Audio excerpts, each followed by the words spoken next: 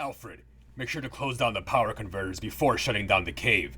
We wouldn't want a data breach from anyone by keeping an open link to the grid. Understood, sir. Will you be making another dataset video this evening, or just doing some research? No, Alfred, no recording. The camera's off, and the recording servers has been disengaged. I'll just be doing some research until Gotham needs me. Oh, and tell Clark I was able to isolate the kryptonite in a containment chamber, but don't tell him where. He doesn't need to know that. Thanks, Alfred. Very well, Mr. Wayne. Let's see.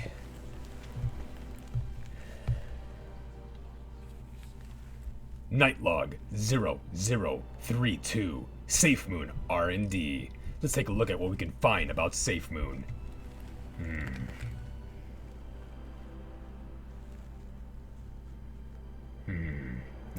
A Reddit post regarding Safemoon by Typical Rub. Let's take a look. 6 reasons why John K is making the right strategic moves. Alright, let's go. 1. Blue sky thinking. People keep bringing up the windmills in Gambia as a joke, but it's not. John did the right thing by exploring all possible options and focusing on innovation. That's what we call blue sky thinking, because even if just one of those things works out, it would be massive. In contrast, companies who only focus on one thing are at risk if that one thing flops. Google it if you need to. It might be the paradigm shift that helps you feel reassured. Blue sky thinking. Blue sky thinking refers to brainstorming with no limits. With this approach to idea generation, ideas don't need to be grounded in reality. Rather, blue sky thinking sessions are open to all creative ideas, regardless of practical restraints. Blue sky thinking sounds like casting a wider net than necessary, as to catch something, anything. Crony had multiple meetings with the Gambian government, talking about infrastructure and Gamtel. I think the Gambian windmills, or part of Project Phoenix, is more than just blue sky thinking. I think there's an actual roadmap to success in the Gambia, but I must stay patient, as this type of infrastructure takes time to build. Alright, let's see what number 2 is. Calmness and silence when needed. John K doesn't engage trolls. He doesn't talk dirt about others. True. He doesn't complain. That's also true. This emboldens the psychos and jealous betas who attack him for no other reason than they wish they were him. I'm gonna call a spade and say that most of the flack he gets is motivated by jealousy. I respect him for keeping it quiet under pressure, for his anger, management ability, and for focusing on the task ahead. Crony's focus on the mission for sure, and I agree that he's able to stay disciplined and keep his emotions and behaviors in check, as any good leader should, unlike other CEOs that I've witnessed lately.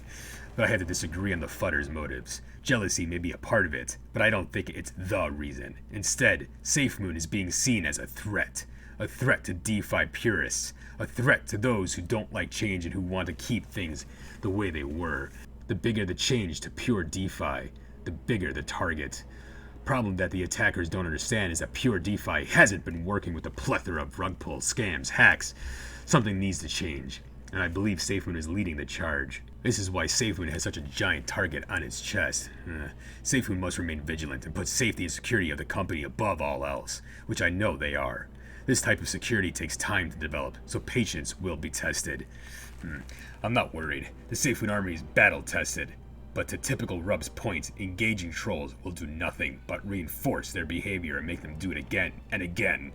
John is making the right call in ignoring them. Alright, Typical. What's your third point? Focusing on quality in a bear market. John K hasn't rushed product launches because inflation happened, Ukraine happened, interest rate hikes happened, and the bear market / crypto winter arrived. There's no point rushing a product to launch in a bear market, and it might even kill off Safemoon if it launched everything now. Until the next bull run arrives, it makes sense to get all our ducks aligned and make sure we have high quality tech when the bull run starts. Many companies share the same thought of not releasing products during a bear market, but instead should focus on development and growth during these times. Crony has been doing just that, acquiring partners in the swap, creating a robust and well-rounded team such as Sprags, Stretch, and everyone else, creating partnerships and relationships with heavy hitters like Brendan Fugel, Sir Richard Charles Bransing, Scott Paul, and more. Building the best security protocols that could possibly change the DeFi and crypto world forever, and building out products such as the card, exchange, the blockchain, etc. Launching products too quickly can definitely be a deadly move to the company. To repeat what happened with BBTF would be detrimental, and security needs to be the forefront of any company, especially when there are hungry sharks waiting to pounce on you like Grodd's followers jumping on a pile of bananas. Timing is important, and closer to a bull run would be pivotal to any company or project. Safemoon should continue to stay patient, as they have been. What's next here? Let's look at number 4. Professionalizing Safemoon. This is hard. Safemoon started off with what it had, a team of misfits. And the Porsche AMA proved they were not ready for the next stage. True. John K. literally had to clean house and hire a whole new team. Having founded startups myself, I can tell you this is a horrible experience I would not wish upon my worst enemy. But he managed to do it. It's a chess game. Yeah, Kuroni is playing 4D chess. You have to keep swapping out imperfect team members while holding everything together yourself so it never falls apart. He did it. And there are some truly admirable and lovely people on the team. Also, the HQ brings legitimacy and shows he is serious. Yeah, well said, typical Rub. There are many things that bring legitimacy to Safemoon. The first AMAs were rough, but Kuroni was able to pivot the style and messages that were given to the Safemoon army. A more professional style was adopted and a complete revamp of the team had to be made in order to move forward. The team used to be social influencers, devs with questionable backgrounds, and others with no company leadership experience whatsoever. Now the team consists of individuals with big-time experience working with giant corporations, PhDs, and those with an ample amount of professional background experiences. The team has transformed into a powerhouse squad, that's for sure, all thanks to John Kuroni. Let's see what number 5 is. Number 5. Outreach and marketing. Safemoon has continued to market and engage its supporters even in a bear market. It's paid for billboards, developed merch boxes. There's Safemoon education in the captain's log, active socials, and all of this is because it understands that its greatest strength is its community. I know what they're doing, and it's the right thing to do. Well said. Marketing is a key element to any successful company. It was Safemoon's marketing that helped reach such a giant army. Now, with billboards across the globe, a one-year ad campaign on the Times Square Plaza, merch boxes, activities on social media, their potent education team, and their continued outreach to the Safemoon army, Safemoon was able to stay relevant to all of its believers. Not just relevant, but the army was able to stay passionate of the mission. Alfred, I'm almost finished with this research. How's it going with your mission? Just fine, sir. I ran into Mr. Grayson, or he rather ran into me. He said Selena made it out to Blüdhaven and could use some assistance from an ally. Understood. I'll be on my way shortly. I'm sure he'll be fine dealing with her. Wonder why Selena's in Blüdhaven. I'll find that soon enough. 6. Commercially viable ecosystem. Safemoon's ecosystem is actually commercially oriented and viable as both a business-to-business and business-to-consumers business. Even just one of those things working out would be massive. And if they all do, rocket ships.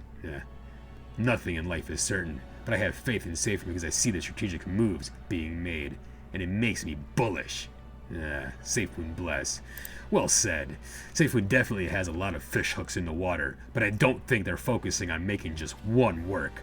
I believe the ecosystem they're building needs to be built slowly and steadily, progressing each area of focus in a round-robin type fashion, with making little progress on each area to slowly build the entire ecosystem as a whole, while maintaining its emphasis on security, accessibility, and ease of use, while protecting each of these with their security protocols. Dick, how's it going in Blüdhaven? Yeah, quiet at the time, but Selena's here and is getting friendly with Cobblepot. I don't think things will stay quiet for long. Cobblepot and Selena together? I'll be there in 5.